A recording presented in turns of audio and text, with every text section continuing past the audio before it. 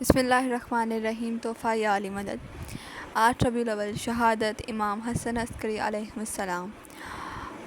امام حسن عسکری علیہ السلام 8 ربیع الاول کو شہید کیے گئے تھے۔ معتمم عباسی معلوم کی عیاری سے سامرہ میں 27 سال کے سن میں شہادت پائی۔ آپ کا روضہ عراق کے شہر سامرہ میں ہے۔ آپ کا زمانہ امامت 6 سال تھا۔ زیادہ تر آپ جلا وطنی، قید اور نظر بندی کی حالت میں رہے۔ آخرکار معتمم عباسی لعین کے حکم سے پوشیدہ طریقے پر آپ کو زہر دے کر شہید کیا گیا۔ اس سے پہلے ہم امام کے ذرا حکومت پر نظر کرتے ہیں کہ جو حکمران تھے اس دور کے، اس کا ذرا آپ کو کچھ حال سناتے ہیں کہ امام نے کس کس دور میں سے گزرے تھے۔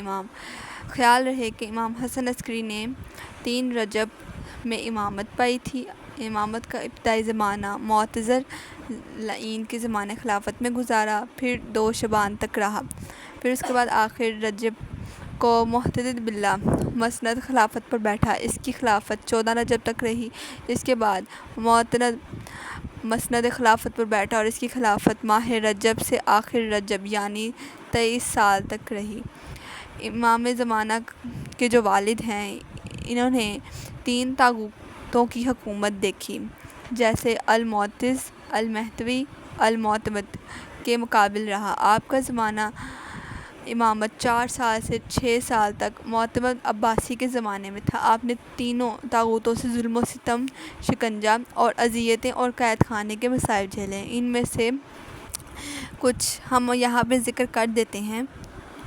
یہاں پر ہم آپ کے سامنے امام زندان میں آپ کو ایک واقعہ سناتے ہیں کہ امام حسن عسکری علیہ السلام اپنی امامت کے زمانے میں ہمیشہ نظر بندی اور شدید فشار کا شکار رہے۔ زیادہ تر آپ نے طاغوتوں کے زندان میں بسر کی۔ بطور نمونہ ایک چیز ہے کہ المعتز لعین نے امام کو اکثر طالبیوں کے ساتھ قید کر دیا۔ داؤد بن قاسم کا کہتا ہے کہ میں اپنے چند ساتھیوں کے ساتھ قید خانے میں تھا اور زندان کا نگراں صالح بن وسیع تھا۔ ایک دن ہم نے دیکھا کہ وہ امام حسن عسکری کو قید خانے میں لایا۔ قید خانے میں ایک جمیل شخص تھا جو حکومت کا جاسوس تھا اور ہم اسے نہیں پہچانتے تھے۔ وہ شخص خود کو علوی کہتا تھا۔ امام حسن عسکری علیہ السلام نے مجھ سے فرمایا، اگر ہمارے درمیان ایک غیر شخص نہ ہوتا تو ہم تمہیں خبر دیتے کہ تم کب آزاد ہوگے، اور آپ نے اس جمیل کی طرف اشارہ کیا کہ باہر جائے۔ وہ باہر چلا گیا۔ امام نے مجھ سے فرمایا، یہ شخص تم میں سے نہیں ہے بلکہ جاسوس ہے، اس سے احتیاط کرو۔ اس کے لباس میں کاغذ ہے جس میں اس نے تمہارے حالات خلیفہ کے لیے لکھے ہیں۔ ہم میں سے ایک شخص نے اس کا لباس ٹٹولا تو وہی کاغذ برآمد ہوا۔ یہ کچھ چھوٹا سا واقعہ تھا امام کی قید خانے کا۔ ویسے تو امام کی کافی نظر بندی ہوئی، جیسا ہم پہلے بیان کر چکے ہیں۔ اب آپ کو شہادت کے قریب لے کے چلتے ہیں۔ شہادت کا واقعہ کچھ یوں ہے کہ ابو الدیان کا بیان ہے، میں امام حسن عسکری علیہ السلام کا خادم تھا اور آ کے خطوط اطراف اور شہروں میں پہنچایا کرتا تھا۔ امام صاحب فراش ہو گئے، اسی میں آپ کی رحلت ہوئی۔ میں ان کی بارگاہ میں پہنچا۔ آپ نے کچھ خطوط مدائن والوں کو لکھے تھے۔ مجھے دیکھ کر فرمایا، انہیں مدائن لے جاؤ۔ اب تم 15 روز بعد سامرہ میں واپس آؤ گے تو میرے گھر سے گریہ زاری کی آواز سنو گے۔ میرا جنازہ تختے پر رکھ کر غسل دیا جا رہا ہوگا۔ ابو الدیان کا بیان ہے کہ میں نے عرض کی، میرے آقا، اگر ایسا واقعہ پیش آئے تو میں کس کی طرف رجوع کروں؟ فرمایا، جو تم میں سے میرے خطوطوں کے جواب مانگے وہی میرے بعد قائم ہے۔ میں نے عرض کی، کچھ اور علامت بیان فرمائے؟ فرمایا، جو میرے جنازے کی نماز پڑھائے۔ عرض کی، مزید نشانیاں بیان فرمائے؟ فرمایا، جو تمہارے تھیلی کے بارے میں بتائے وہی میرے بعد قائم آل محمد ہیں۔ اس کے بعد امام کا جلال معلوم ہوا کہ زیادہ سوال کروں۔ میں مدائن چلا گیا، جن کے خطوط تھے انہیں دے کر جواب لیا، پھر 15ویں دن سامرہ واپس آ گیا۔ ناگہاں امام کے ارشاد کے مطابق صدائے گریہ زاری بلند تھی۔ میں امام کے گھر میں داخل ہوا۔ میں نے دیکھا کہ جعفر قبض، امام کے بھائی، گھر کے گوشے میں بیٹھے ہیں اور ان کے چاروں طرف شیعہ بیٹھے ہوئے انہیں تعزیت اور بعد کے امام کی حیثیت سے مبارکباد پیش کر رہے ہیں۔ میں نے سوچا، اگر یہ شخص امام ہے تو منزلت امام بردار ہوئی، کیونکہ میں جعفر کو پہچانتا تھا کہ شراب و جوئی میں مست رہتے تھے، انہیں صرف ساز و آواز سے سروکار تھا۔ ان کے قریب جا کر تعزیت اور تہنیت پیش کی۔ انہوں نے مجھ سے کوئی سوال نہ کیا۔ اس کے بعد عقید امام کا غلام تھا، نے آ کر جعفر سے کہا، اے آقا، آپ کے بھائی کا جنازہ تیار ہو گیا ہے، نماز کے لیے چلیے۔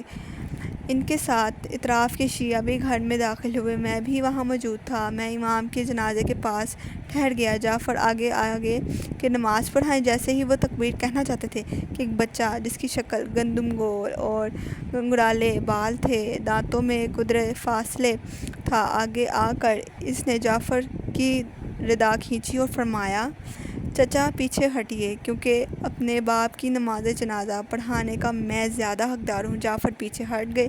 ان کا چہرہ متغیر اور دھول ہو گیا تھا۔ بچے آگے آ گیا اور نماز پڑھائی۔ پھر اس کے بعد امام کو آپ کے والد امام علی نقی علیہ السلام کے پہلو میں دفن کیا گیا۔ اس کے بعد اس بچے نے مجھ سے کہا، تمہارے پاس جو خطوط کے جواب ہیں مجھے دو۔ میں نے وہ سب ان کے حوالے کر دی اور دل میں کہا، یہ دو علامتیں نماز اور مطلبہ خط تو سامنے آئے، لیکن تیسری نشانی تھیلی کی خبر باقی ہے۔ میں اس کے بعد جعفر کذب کے پاس گیا۔ میں نے دیکھا وہ بہت پریشان ہے۔ ایک شخص حاجز شاہ نے جعفر سے کہا، وہ بچہ کون ہے؟ حاجز چاہتا تھا کہ اس سوال سے جعفر کوج کرے۔ جعفر نے کہا، خدائے قسم میں نے اس بچے کو کبھی نہیں دیکھا، نہ اسے پہچانتا ہوں۔ ابو عدنان کہتا ہے، میں بیٹھا تھا، اتنے میں کچھ قوم کے لوگ آئے اور امام حسن عسکری کو تلاش کرنے لگے۔ انہیں بتایا گیا کہ وہ دنیا سے گزر گئے۔ انہوں نے پوچھا، ان کے بعد کون امام ہے؟ لوگوں نے جعفر کی طرف اشارہ کیا۔ انہوں نے جعفر کو سلام کیا اور تعزیت اور تہنیت پیش کی اور کہا، ہمارے پاس کچھ خطوط اور روپیے ہیں، مجھے بتائیں کہ یہ وہ خطوط کس نے لکھے ہیں اور روپیے کتنا ہے؟ جعفر اپنا لباس چھانٹتے ہوئے اٹھے اور بولے، مجھے علم غیب نہیں۔ وقت امام عصر باہر آئے اور بولے، کیا تم لوگوں کے پاس خطوط ہیں؟ وہ فلاں اور فلاں کے ہیں۔ سب کے نام لیے۔ اور تمہارے پاس تھیلی ہے جس میں 1000 دینار ہیں، ان میں سے 10 دینار اشرفی سنہری ہیں۔ قوم والوں نے وہ خطوط اور تھیلی اس خادم کے حوالے کر دی اور کہا کہ جنہوں نے میرے پاس تمہیں بھیجا وہی امام ہے۔ واقعے کے بعد جعفر جو امام کے بھائی تھے، یعنی 11ویں امام کے جو بھائی تھے، وہ عباسی خلیفہ معتمد کے پاس گئے اور کہا، میرے بھائی حسن عسکری علیہ السلام کے گھر میں ایک بچہ ہے جس کی امامت کے تمام شیعہ معتقد ہیں۔ معتمد نے فوجیوں کو اس بچے کی گرفتاری کے لیے بھیجا۔ وہ بڑی تلاشی کے بعد ایک کنیز جس کا نام ثقیل تھا گرفتار کر کے بچے کے بارے میں پوچھنے لگے۔ اس نے کہا، میں نہیں جانتی، نہ مجھے کچھ معلوم ہے۔